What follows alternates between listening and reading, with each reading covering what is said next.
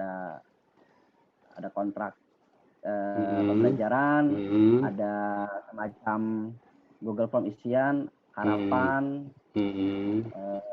kemudian masukan untuk saya yang kemarin PJJ karena ini kelas 12, baiknya gimana untuk PJJ berikutnya gitu.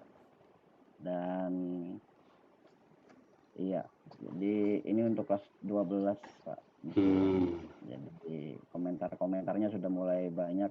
Kalau yang kelas 11 bahkan lebih ramai lagi Pak. Di kelas 11 itu anak-anaknya kritis yang di kelas 11 IPS. Oh gitu. Jadi kalau ada forum tanya jawab sampai seperti ini yang kemarin kami lakukan. Nanti juga yang hari ini seperti ini nanti. Jadi gitu. ada Zoom ini kan karena kuota juga Pak, jujur saja anak-anak hanya pengantar. Lalu kami kembali ke sini. Ini jawaban anak-anak saling berdiskusi selama 1 pekan Pak, saya berikan waktu. Saya di sela-sela waktu ikut mengomentari, nanti ini saya print jadi bukti. Ya, jadi selama 2 minggu lebih PJJ ini seperti ini Pak, di sela-sela kegiatan di sekolah. Iya, mantep lah, cakep udah. Kalau kelas, ya ini Tukar Rasa ini seperti yang tadi Pak, kalau apa sih maunya kalian, apa harapan kalian, jadi kami nyebutnya Tukar Rasa. Iya Pak. Coba diklik kayak apa? Isinya seperti ini Pak. Ini yang kelas 11 Pak, karena kelas 11 kan sudah melalui PJJ yang kemarin. Lagi loading Pak. Oh itu ya. Sama sarana PJJ-nya punya HP pribadi atau orang tua, laptop atau PC, kondisi jaringan di sana. Lalu harapanmu melalui PJJ ini dengan saya, apa sih yang mau kamu dapat dengan PPKN dengan saya? Kan seperti itu. Cakep dah, mantap. Enggak, itu arahannya Pak Gatot itu Pak. Luar biasa. Memang arahannya seperti itu gitu. Cakep berarti. Kita lihat partisipasi anak-anak karena saya settingnya hanya ini Pak. Jadi kami sepakat di pembelajaran PPKN dan yang lainnya waktu terus berjalan, jadi yang masuk saja. Jadi Zoom ini tidak ada paksaan Pak gitu. Jadi Zoom ini yang masuk, jadi kita mulai pembelajaran. Oh yang mohon Zoom. maaf Pak kalau jadi gitu. langsung. Jadi yang utamanya di kisinya.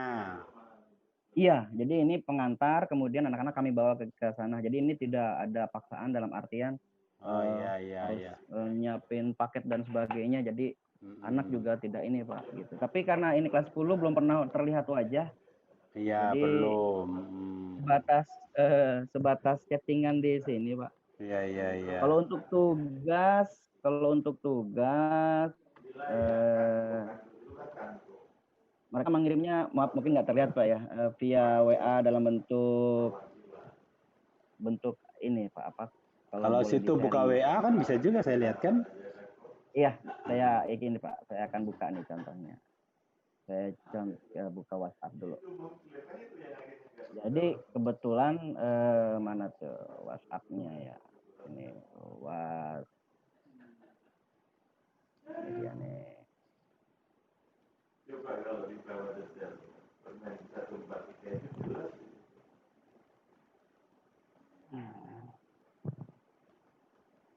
Pengawas kurang-kurangnya memiliki masa kerja sebagai pengawas itu 5 tahun. Bunyi di situ. Harusnya itu 1 periode 3 tahun. Kalau yang tidak paham ngerti. Jadi bukan. Namanya ini pernah ditolak pasti baru dengar ini. Kenapa? Pernah ditolak suami ini.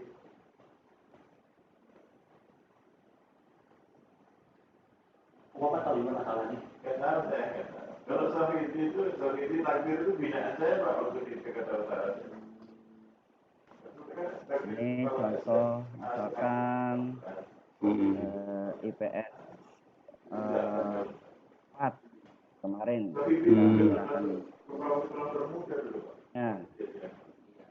IPS 4 kelas grup kan ya? Bukan. Oh ini tugas personal. Bukan Pak, jadi di grup untuk ketua-ketua pengurus Pak kalau saya untuk mengurangi ini lalu lintas chattingan yang terlalu bias nanti. Nah, nanti ketua kelas ini mengirimkan bentar Pak agak ini. Dia nanti foto hasil foto. Jadi setelah kita PJJ hanya beberapa menit kita padatkan, lalu kita putus jaringan, selesai offline selama sepekan Pak. Tapi kalau banyak terukur sepekan, tapi kalau hanya satu saya tunggu gitu dalam waktu sisa 30 menit yang kedua. Oke, ini contoh yang sudah. Nah, ini contohnya Pak, misalkan contoh tugas anak-anak. Mudah-mudahan di tampilannya ini bisa terlihat sudah dikoreksi gitu Pak. Jadi gitu. Koreksinya langsung Pak. Koreksinya langsung. Kami menggunakan stylus pen. Jadi handphone langsung dikoreksi. Iya. Jadi saya tim kurikulum sudah seperti ini Pak hasil koreksian kita. Oh iya mantap. Jadi dengan stylus pen anak langsung, jadi kita langsung kembalikan. Jadi bukan berarti tidak dikoreksi sama kami sama tim kurikulum. Tetap gitu kita ingin contohkan. Jadi kita pakai stylus pen di handphone kita langsung tanda tangan kita kirim kembali. Itu tugas anak-anak. Iya. Dikoreksi. Semuanya seperti itu Pak. Ya. Jadi harapannya nanti ini semua seperti ini. Iya, bagus lah. Mungkin ada masukan Pak? Iya, belum nanti. Ngelihat dulu ntar. Sementara sih oke. Untuk itunya, penilaiannya gimana? Penilaian selain ada tugas pilihan ganda apa enggak? Belum Pak, belum masuk kalau yang sekelas. Karena ini masih materi esensial dulu Pak. Jadi MGMP kemarin udah merumuskan Pak Ujang, semuanya Bu Ari, Ketua MGMP. Materi esensialnya dulu pelan, setelah itu udah dapet, baru kita kemudian mulai evaluasi. PPK ini kan kebetulan 4 pertemuan Pak. 4 pertemuan. 4 jadi pertemuan kami per bab. Oh per bab. Per KD itu 4 pertemuan. Jadi pertemuan belakangan itu baru kami PH. Sebelum gitu. PH itu setiap pertemuan ada LKPD. Jadi kalau kita LKPD itu ya hasilnya seperti ini Pak tadi yang ini LKPD. Jadi setiap IPK ada tagihannya, tapi tidak selalu ada tugas Pak. Tugasnya seperti yang pekan ini membaca lalu diskusi aja gitu. Jadi tidak usah anak membaca buku paketnya ada di PPT-nya lalu pekan dapat inspirasi komen tidak langsung saat itu. Iya. Kalau ulangannya memang nanti pakai Google Form atau pakai Quizy. Iya, oke. Kalau soalnya sudah ada di draft sih Pak. Udah, iya siap mantap ya. Tapi di draft yang satu lagi Pak, yang di G Suite. Jadi nanti tinggal di file sharing aja. Iya, oke. Jadi gitu. Baik anak, mohon maaf Pak, saya menyapa anak-anak. Silakan mulai aja, monggo. Assalamualaikum semuanya nih, MIPA 1. Waalaikumsalam. Sudah berapa teman-temannya yang hadir? Coba dilihat dulu.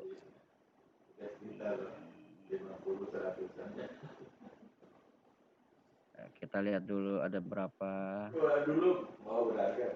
Sudah 25, sudah banyak ya. Baik.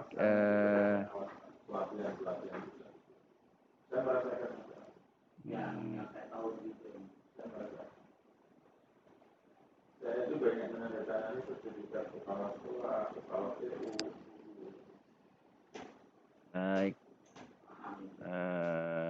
Oke. Baik, pertama ini adalah tatap muka pertama selama PJJ dengan Bapak. Sudah dapat video dari Bapak di awal pertemuan ya? Oke. Sudah dapat, iya. Ingat? Oke, baik. Kalau videonya jelek, mohon maklum ya. Jadi video perkenalannya seperti itu. Inilah Bapak. Dan selama 1 tahun ke depan, 2 semester, insya Allah kalian bersama Bapak belajar bersama-sama PPKN.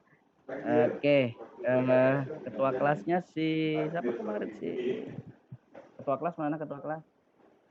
Saya Pak. Dimas. Baik, sebelum kita mulai PJJ, ada baiknya kita berdoa terlebih dahulu. Dimas, bantu Bapak pimpin doa teman-temannya dulu. Siap, Pak. Ya. Yang lainnya mohon meng-unmute ya.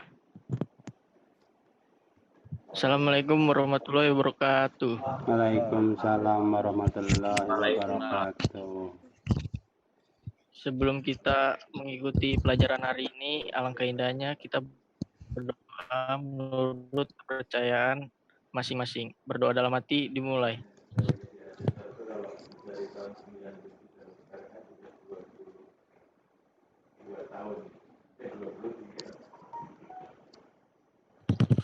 Selesai. Baik. Terima kasih Dimas. Ya, baik. Sama-sama, Pak. Oke. Bagaimana kabarnya hari ini kalian? Insya Allah baik semuanya ya. Dalam situasi seperti ini tetap jaga kesehatan dan berpikiran positif supaya imunnya tetap kuat. Sebelum kita mulai pembelajaran, Bapak ingin memastikan kalian sudah memiliki buku paket PKN ini ya.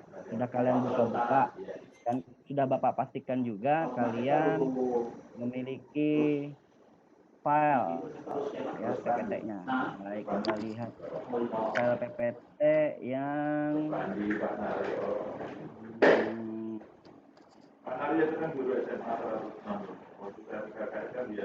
nah ya kayak Pak Budiantoro itu kan dia dari SMA itu kan tadi kok ke SMP. Dia yang mau dorong apa jurusan oh Imam Sustri ya. Nah, kita ada saya saksi itu.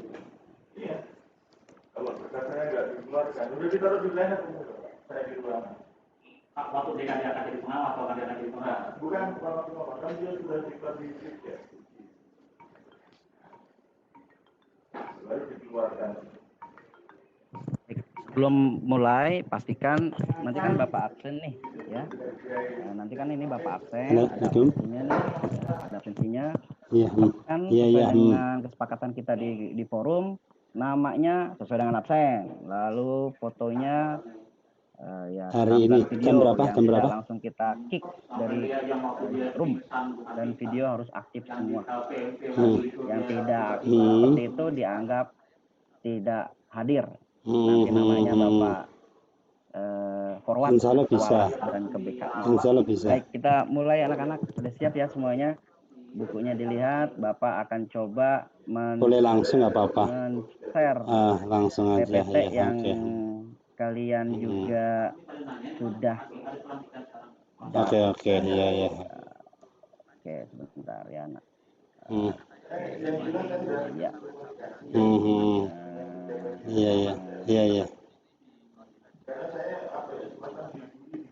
Oke, terlihat ya.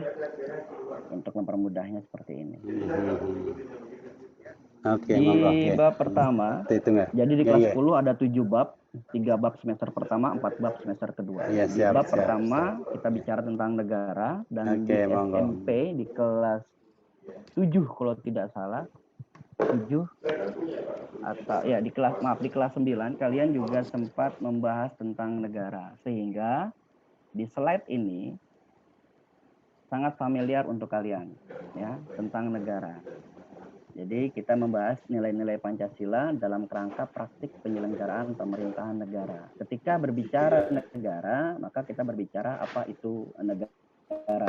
Di buku PKN itu banyak sekali penerjemahan, pendefinisian dari berbagai tokoh tentang apa itu negara. Tapi yang paling mudah adalah ketika kita mengetahui ciri-ciri atau syarat berdirinya negara. Pekan lalu kalian sudah mengumpulkan tugas. Apa sih bedanya de facto, de jure? Ada yang masih bertanya, wah berarti lupa materi di SMP-nya. Tidak apa-apa. Kalian masih ingat ada syarat de facto, yaitu rakyat, wilayah, pemerintah. Ini wajib, semua negara harus punya syarat ini. Lalu ada syarat tambahan yaitu de jure, pengakuan negara-negara lain. Ini siapa yang bikin? Ini konvensi yang buat, konvensi Montevideo. Kenapa harus ada konvensi? Karena pasca Perang Dunia Kedua, banyak negara baru berdiri, lalu pertanyaannya apakah semudah itu mendirikan negara? Tentu tidak harus ada syaratnya. Ini syaratnya. Ketika kalian tahu syaratnya ini, maka mendefinisikannya gampang. Negara adalah organisasi yang di dalamnya ada rakyat, ada wilayah, ada pemerintah, ada pengakuan dari negara lain. Itu definisi mudahnya untuk kita. Selebihnya silakan dibuka buku paketnya dan boleh membuka buku paket buku catatan tidak. Nah, kenapa disebut organisasi? Karena pemerintah itu. Nah, sebelum kita bahas lebih sana, tentang rakyat dibahas di bab berikutnya. Tentang wilayah dibahas di bab berikutnya lagi.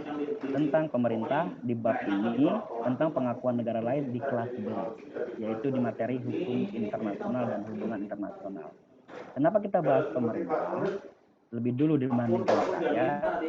Karena pemerintah inilah yang akan menentukan siapa rakyat dan di mana wilayahnya. Oke, jadi penting pemerintah itu. Pertanyaannya berikutnya adalah apa itu pemerintah? Tadi dikatakan dia organisasi. Tapi kenapa di sini Pak Samad menyebutnya hanya organ pelaksana kekuasaan negara? Karena pemerintah itu organ, satu bagian dari sekian banyak. Sekian banyaknya itu ya ini dia rakyat, wilayah dan seterusnya. Pelaksana kekuasaan negara. Apa kekuasaan negara? Sudah dibahas di tugas individu pekan lalu oleh kalian. Berikutnya, bila pemerintah adalah organ pelaksana dari kekuasaan negara, maka apakah pemerintahan? Nah, dua kata ini sering terdengar kita di televisi, ya, di YouTube dan sebagainya. Ada pemerintah, ada pemerintahan. Mudahnya begini. Kalau pemerintah adalah organisasi, maka pemerintahan adalah bagaimana organisasi itu dilaksanakan. Jadi kalau OSIS itu pemerintah, bagaimana kakak-kakak OSIS melaksanakan MPLS, melaksanakan LDKS, itu adalah cara mereka melaksanakan pemerintahan. Mudah-mudahan di situ kalian paham. Kalau pemerintah adalah orangnya, pemerintahan itu adalah bagaimana orangnya dipilih, orangnya bekerja, orangnya bertanggung jawab, dan orangnya mengaktualisasikan apa yang sudah dijanjikan. Itu pemerintah. Oke, sampai situ dulu pelan-pelan. Ya. Nanti kita masuk ke forum ya untuk tanya jawab dan seterusnya. Nah, ini di buku paket ada, silakan dilihat nanti kalian telisik lagi buku paketnya tentang konsep kekuasaan negara. Jadi di dunia ini negara kekuasaannya dibagi dua, ada yang dipisah, ada yang dibagi. Dipisah itu berarti dia tidak ada hubungan antar organ kekuasaan negara. Kalau dibagi, organ itu masih saling berhubungan. Ini dia kalimatnya nih. Bedanya di mana? Nanti kita tanya jawabnya di forum ya. Bedanya di mana Pak? Apa maksudnya? Dan untuk Indonesia, pembagian kekuasaan itu bukan hanya di Indonesia ya, hampir di semua negara, pembagian kekuasaan negara itu ada yang horizontal, samping ya, dan vertikal di atas dan di bawah. Nah, ada dua mazhab ajaran dari SMP sudah kalian kenal ya, nah, tokoh ini. Ini contoh horizontal. Ini contoh yang horizontal. Ada legislatif. Lihat gedungnya. Bapak tidak mau sampaikan ini apa. Silakan ditafsirkan siapa mereka. Lebih jelasnya ada di buku paket, boleh dibaca. Legislatif ini, ya, ini gedungnya, mudah-mudahan kalian familiar. Lalu eksekutif, ini gedungnya juga seperti ini. Siapa mereka? Mudah-mudahan kalian familiar. Dan federatif, nah federatif ini, menurut John Locke, federatif ini orang sedang berjabat tangan, artinya kerjasama hubungan internasional. John Locke ini kan orang Inggris. Inggris itu dulunya memiliki kolonial terbanyak di dunia, kolonial, wilayah jajahan. Lalu bagaimana mengatur antara Inggris, British dan Great Britannia. Jadi artinya wilayah Inggris yang berada di luar wilayah Inggris.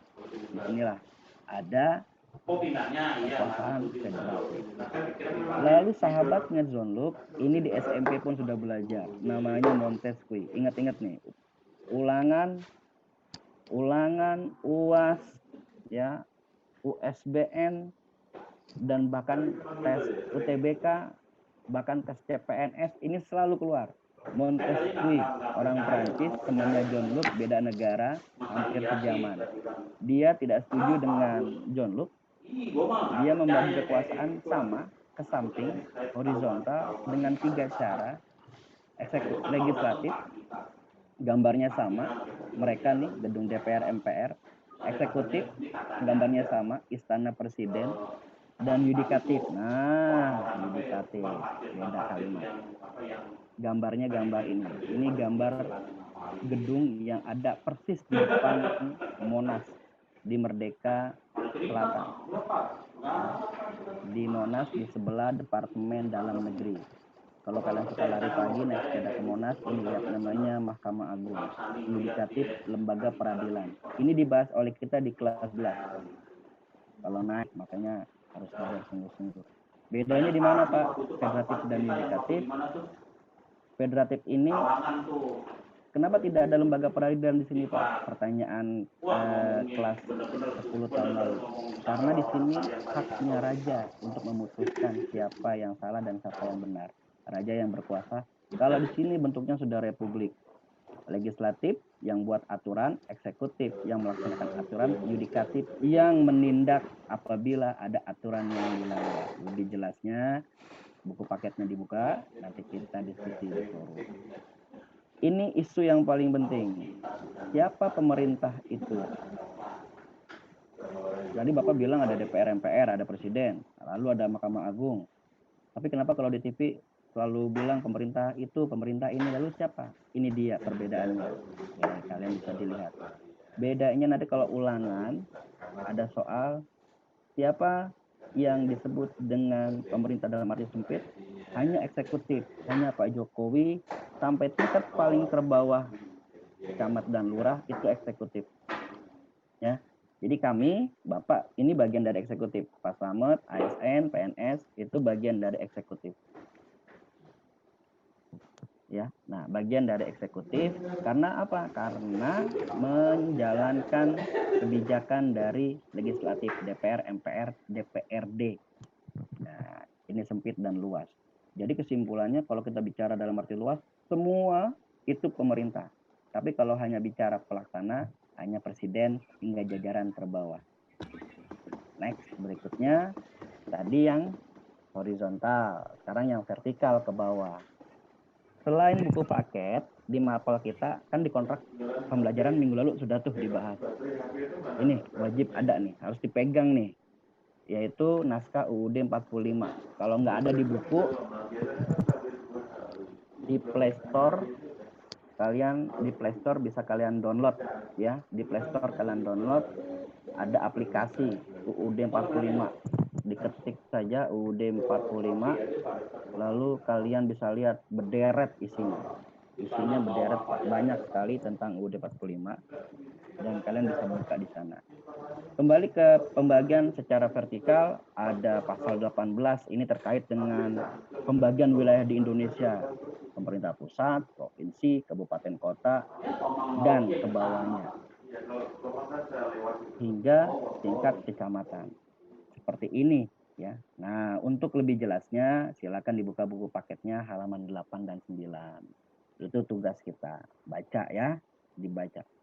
Ini contohnya presiden ya. Nanti kalian di rumah slide-nya di-download supaya lebih jelas di handphone atau di laptop.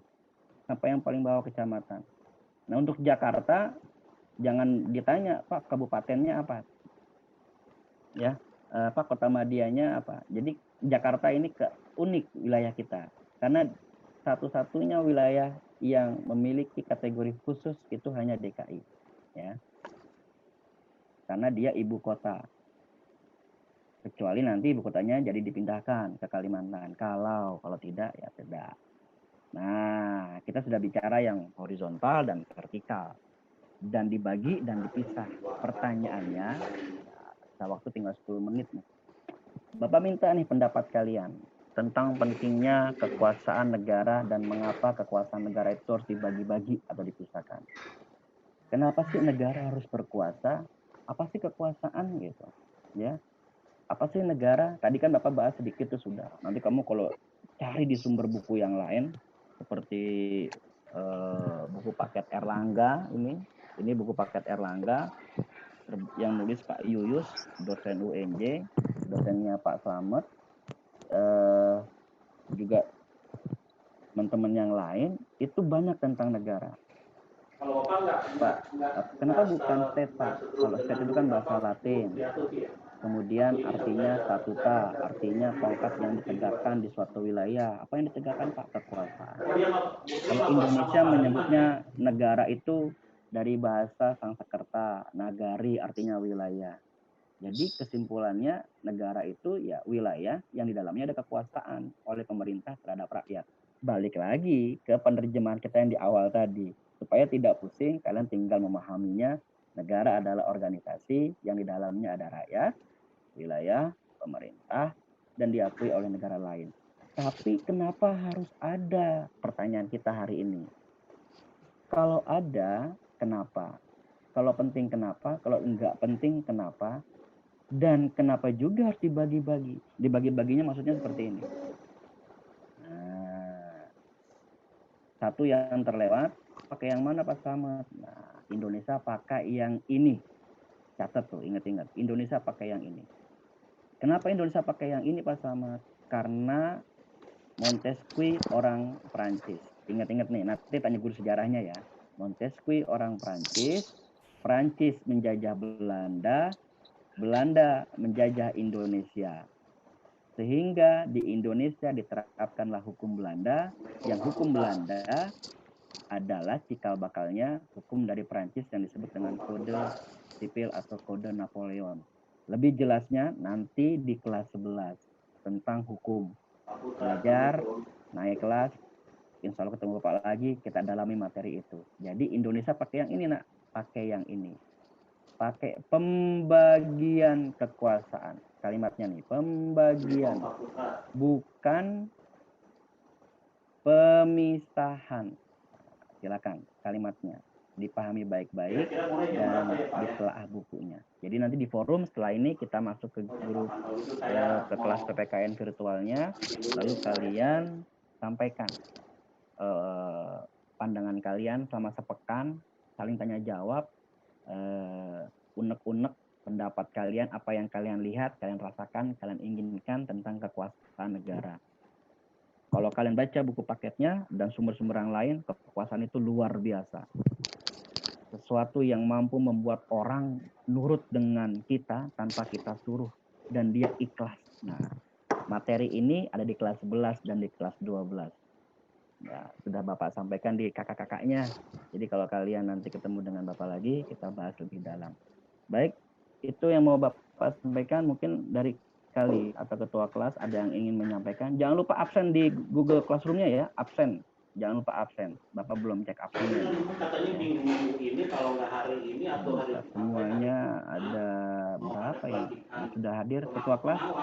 Mana ketua kelas? Sekarang modelnya diangkat dulu baru diklat, bukan diklat dulu. Berarti kita tersisa 6.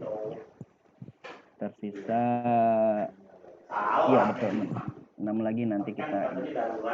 Baik, itu yang mau Bapak sampaikan. Setelah ini kita masuk ke room ya, kita ke room. Ketua kelas mana? Deva? Benar ya? Ya.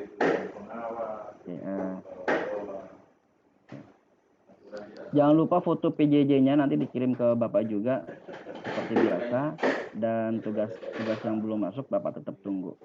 Itu aja yang Bapak sampaikan. Kebetulan di sini ada Pak Gatot ya, yang ingin ya nanti mungkin Bapak mau menyapa penanda kita nih. Juga ada Pak Slamet Wibowo. Pak Slamet ini pengawas kita di Jakarta Pusat. Ya, jadi IPA 1 luar biasa hari ini ditemani oleh bapak-bapak kita yang pengen kenal sama anak-anak IPA 1 yang baru 2 minggu lebih diterima di SMA menurut PPDB. Luar biasa kalian, dari sekian ribu yang memilih SMA 5, kalian yang terpilih. Maka kalian seperti pesan Bapak yang di video awal kemarin, manfaatkan. Pak Slamet juga alumni SMA tidak usah ya. Jadi Bapak juga alumni SMA 5, kemudian mengabdi di SMA 5 lagi. Iya, inilah SMA 5 kita yang kita cintai, satu-satunya di Kemayoran. Kalau Pak Samad menyebutnya Kemangyoran. Suasananya seperti Kemang, tapi ternyata di Kemayoran. Ya, jadi gitu kira-kira. Nah, baik anak-anak, ada yang ingin disampaikan waktu mungkin Pak Gatot dan Pak Samad ingin menyapa anak-anak dulu. Silakan Pak. Boleh, monggo Pak Gatot dulu. Terima kasih, yang saya hormati Pak Selamat Wibowo, selaku pengawas kita. Anak-anakku semuanya, Assalamualaikum warahmatullahi wabarakatuh. Waalaikumsalam warahmatullahi wabarakatuh. Terima kasih atas dedikasinya, meskipun kondisi kita dalam suasana pandemi COVID, tapi tetap anak-anakku semangat untuk menggapai cita bersama dengan SMA 5. Di SMA 5 ini kita bisa menghantarkan anak-anakku untuk menggapai citanya. Pak Gatot hanya berpesan, ikuti kedisiplinan aturan yang telah ditetapkan oleh Bapak Ibu Guru, di antaranya setiap melakukan pembelajaran, pertama harus nama underscore kelas, ini sebagai catatan nanti guru pengajar, sehingga memudahkan untuk proses absensi dan lain sebagainya. Yang kedua, mohon ikuti aturan etika berkomunikasi di dalam sosmed, ya, sehingga kita akan nyaman dan kita sama-sama saling menghargai. Yang ketiga tentunya kerapian diri, sekali lagi rambut disisir rapi, bila gondrong segera potong rambut, ya.